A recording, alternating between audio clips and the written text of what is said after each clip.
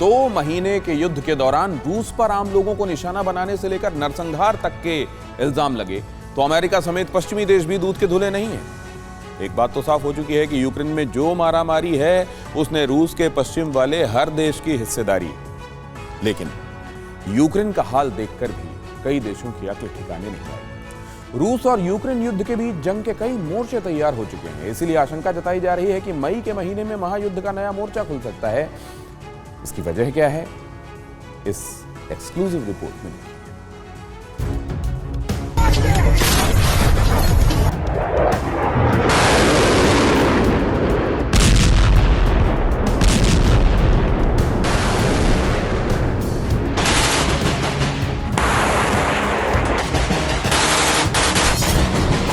धमाकों का शो,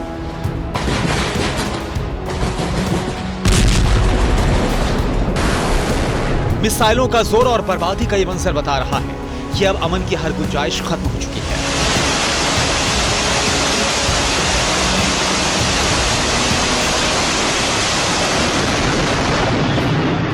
जिन्हें लगता है कि युद्ध खत्म होने वाला है, वो मौत बरसाती मिसाइलों के हमलों को देख ले।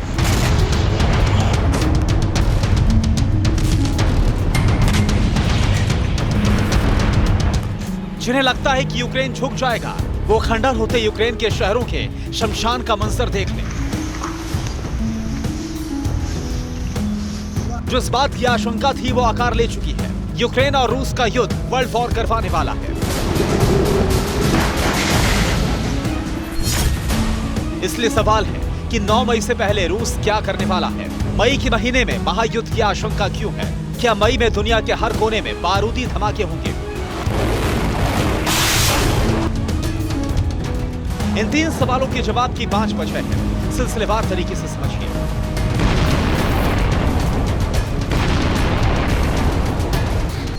पहली वजह, यूक्रेन की बर्बादी की वजह ज़ेलेंस्की नेटो में शामिल होने की जिद थी। रूस कतई नहीं चाहता है कि उसकी चौखट पर अमेरिका और यूरोप की फौजें अपना टेंट गाड़े। इसलिए पुतिन ने पहले मनाया, समझाया, अंजाम बताया और फिर बेतहाशा बारूद बरसाया। 62 दिन में तबाह होने के बाद यूक्रेन नेटो की जिद छोड़ चुका है। लेकिन रूस के 2 पड़ोसी नेटो में शामिल होने का फैसला कर चुके हैं। फिनलैंड और स्वीडन नेटो में शामिल होना चाहते हैं। दोनों देश मई में नेटो मेंबरशिप के लिए अप्लाई करेंगे। रूस पहले हिदायत दे चुका है कि फिनलैंड और स्वीडन ने नेटो में शामिल होने की कोशिश भी की तो दोनों का अंजाम यूक्रेन जैसा होगा। 2 हफ्ते पहले दोनों देशों के आसमान में अपने न्यूक्लियर बॉम्बर उड़ाकर पुतिन ट्रेलर दिखा चुके हैं।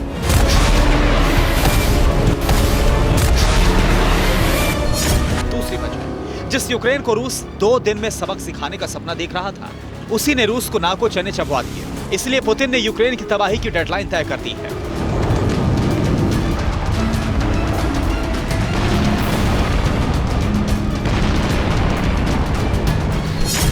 9 मई को रूस दूसरे विश्व युद्ध की जीत के जश्न के तौर पर विक्ट्री डे मनाता है। इसलिए रूस चाहता है कि 9 मई से पहले यूक्रेन सरेंडर कर दे।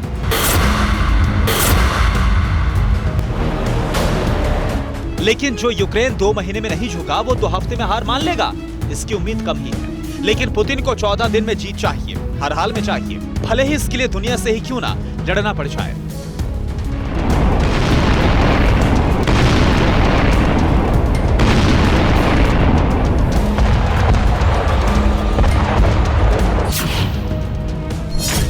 तीसरी वजह, टेंशन रूस और यूक्रेन की सरहद पर ही नहीं है। दुनिया के कई छोर से जंगी आहट सुनी जा रही है। यूक्रेन को हथियार देने वाले ऑस्ट्रेलिया की भी अग्नि परीक्षा होने वाली है।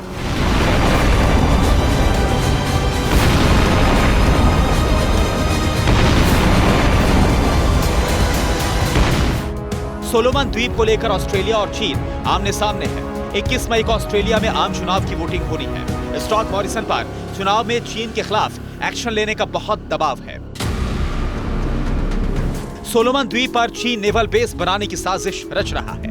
अमेरिका ने भी चीन को साफ कर दिया है कि ऐसी हिमाकत बीजिंग पर बारूदी बारिश की वजह बनेगी। चौथी वजह, जापान के तटों पर भी जंगी धमक सुनी जा रही है। 24 मई को जापान में क्वाड की मीटिंग है। रूस और चीन के खिलाफ अमेरिका आक्रामक रुख अपना सकता है। यूक्रेन पर हमले के बाद क्वाड देशों की पहली मीटिंग होगी। क्वाड का मकसद चीन की विस्तारवादी साजिशों पर लगाम लगाना है, लेकिन अब अमेरिका रूस को भी नहीं बख्शेगा।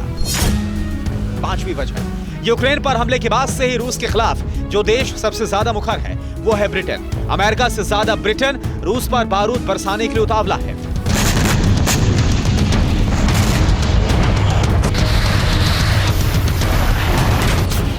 मई में ब्रिटेन में चुनावी प्रक्रिया शुरू हो रही है। अक्टूबर में ब्रिटेन में आम चुनाव होने हैं। विरोधी कह रहे हैं कि चुनाव जीतने के लिए बोरिस जॉनसन रूस पर एटमी अटैक तक कर सकते हैं। बोरिस जॉनसन यूक्रेन का गार्जियन बनकर रूस के खिलाफ मोर्चा खोले हुए हैं। इसलिए रूस अमेरिका से ज्यादा ब्रिटेन को टेढ़ी आंख से देख रहा है।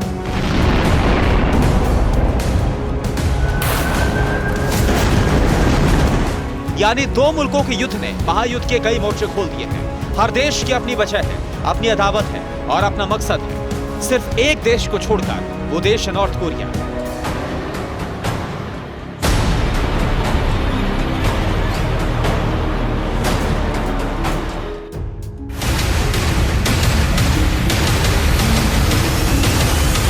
न्यूज़ टॉप 9 रोज सुबह 7 बजे और शाम 7 बजे सिर्फ TV9 भारतवर्ष पर।